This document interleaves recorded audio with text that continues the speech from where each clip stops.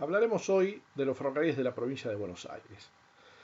Como ustedes sabrán, la provincia de Buenos Aires, a mediados de la década del 50 del siglo XIX, estaba separada de la República Argentina. La ciudad de Buenos Aires crecía, era una ciudad que miraba a Europa, quería ser como Europa, había toda una tendencia a copiar las grandes ciudades europeas y para eso necesitaban tener ciertas cosas, necesitaban tener un puerto, necesitaban tener un gran teatro, necesitaban tener eh, instalación de luz, alumbrado público, instalación de gas y un ferrocarril, ¿no? Todos estos eran los atributos que tenían las grandes ciudades y Buenos Aires aspiraba a ser una gran ciudad. Además, había una necesidad política. La ciudad de Buenos Aires debía demostrarle al interior, a las ciudades del interior, que era mejor, más grande y más importante. Por eso, hombres públicos de la provincia de Buenos Aires, un grupo de comerciantes, hombres del gobierno, hombres públicos, decidieron crear una sociedad para construir un ferrocarril. En principio no estaba claro a dónde querían llegar ni para qué estaba el ferrocarril. Simplemente la idea era tener un ferrocarril para demostrar que Buenos Aires era una gran ciudad al mismo nivel que las ciudades de Europa que esa élite porteña admiraba. La sociedad se constituyó y comenzó a reunir el capital para hacer la obra. Y acá empieza el primer problema. Un ferrocarril, que es una gran empresa, como ya hemos visto, necesita una enorme cantidad de capital instalado y la Argentina estaba en una situación precapitalista donde no había una acumulación de capital para lograr llevar adelante estos proyectos. Con lo cual fue muy difícil la construcción del ferrocarril oeste. Se analizaron varias alternativas, incluso en algún momento se pensó en hacerlo tracción a sangre en lugar de tracción a vapor.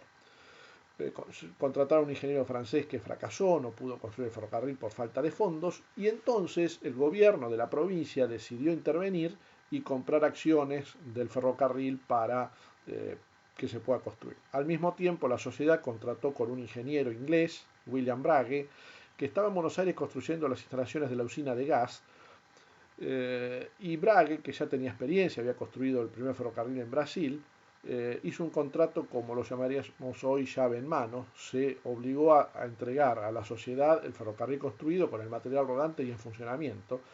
Y esto lo hizo y lo logró hacer en poco tiempo, ¿no? El 30 de agosto de 1857 el ferrocarril se puso en marcha para el servicio público y fue la novedad y toda la sociedad porteña salió a pasear en ferrocarril.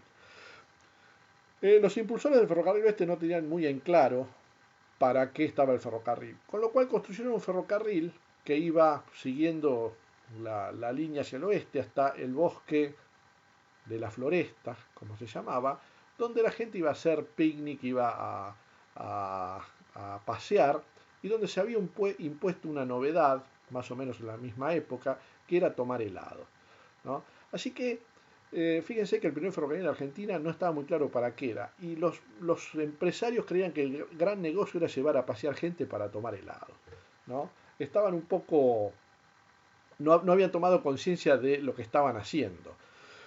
Eh, Al poco tiempo se dan cuenta que el ferrocarril tiene ciertos problemas y es necesario prolongarlo, porque imagínense, un ferrocarril de 10 kilómetros desde la Plaza Lavalle hasta el Bosque de la Floresta no tiene mucho sentido económico, ¿no?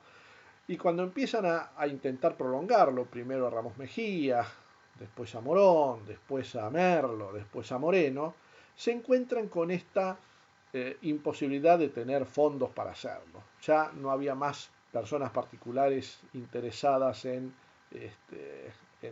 poner plata en el ferrocarril y necesariamente el dinero lo tiene que poner el gobierno de la provincia a través de su banco, el Banco de la Provincia, un banco bastante sólido. Con lo cual, para 1862, 5 años después de inaugurado, se planteó una cuestión, ¿no? El ferrocarril era una empresa privada, ¿no? Regido por una comisión, una sociedad anónima. Pero el principal aportante del capital y el principal tenedor de acciones era el gobierno de la provincia. Entonces, ¿qué hizo el gobierno de la provincia? Y sinceró la cuestión.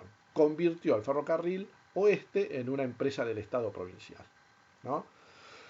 A partir de 1863, que empieza a funcionar el Ferrocarril Oeste como una empresa del Estado provincial, es que empiezan a pensar en prolongaciones más allá de los límites de lo que hoy llamaríamos el Gran Buenos Aires, y en poco tiempo, o razonablemente en poco tiempo, el ferrocarril llegó a Luján, a Mercedes, a Chivilcoy y a Bragado, ¿no?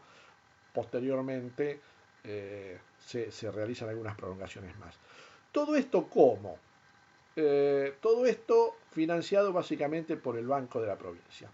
Económicamente el ferrocarril empezó a ser exitoso, o sea, tenía un rendimiento aceptable comparado con otras empresas extranjeras, y hasta yo diría que funcionaba mejor que otras empresas extranjeras.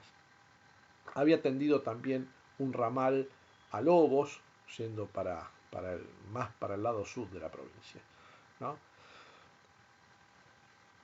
¿Por qué el ferrocarril oeste fue exitoso? Dicen algunos que porque logró desarrollar una burocracia técnica, un grupo de ingenieros permanentes que eran los que manejaban el ferrocarril, y de alguna manera el sector político no se metía en las cuestiones técnicas del ferrocarril, y por eso el ferrocarril avanzaba. El ferrocarril había creado sus propios talleres Centroamérica, con una escuela de aprendices que fue muy importante, ¿no? Y de alguna manera la provincia de Buenos Aires tomó al ferrocarril oeste como ferrocarril testigo para que las demás empresas se compararan con él y funcionaran mejor o peor de acuerdo a cómo funcionaba el ferrocarril oeste. O sea que podemos decir que el ferrocarril oeste en manos del gobierno de la provincia de Buenos Aires fue extremadamente exitoso. El problema que ya entrada la década del 80 hubo una cuestión institucional importante, ¿no? Hubo una revolución, esa revolución generó un enfrentamiento militar feroz entre el gobierno nacional y la provincia de Buenos Aires. La provincia de Buenos Aires perdió su ciudad capital, que era Buenos Aires, tuvo que fundar La Plata, y a partir de ese momento el ferrocarril se tuvo que orientar hacia La Plata. Empezó a tender ramales a La Plata y vio la necesidad además de extender más las líneas por zonas más al oeste de la provincia, porque estaba quedando retrasado respecto de otros ferrocarriles que tendían sus líneas más rápidamente. Dijimos que hasta ese momento el ferrocarril se había financiado con el Banco Provincia. Sus extensiones, el capital lo había aportado el Banco Provincia. A partir de la década del 80 se cambia el sistema de financiamiento y ya se va a buscar financiamiento externo. O sea, se va a buscar préstamos básicamente al mercado financiero de Londres, básicamente con un banco que estaba acostumbrado a hacer negocios con la Argentina, que era Baring Brothers, y a partir del 80 hay dos grandes empréstitos para prolongar las líneas, ¿no? Así el ferrocarril llega a Pergamino, llega a Trenquelauquen, y también a reequipar esas líneas con más y mejor material rodante. En la década del 80 el ferrocarril dejó de ser tan eficiente como había sido en la década del 70 y empezó a tener el peso de esta deuda pública, ¿no? Que era difícil de sostener. Esto es el primer ferrocarril, el ferrocarril oeste.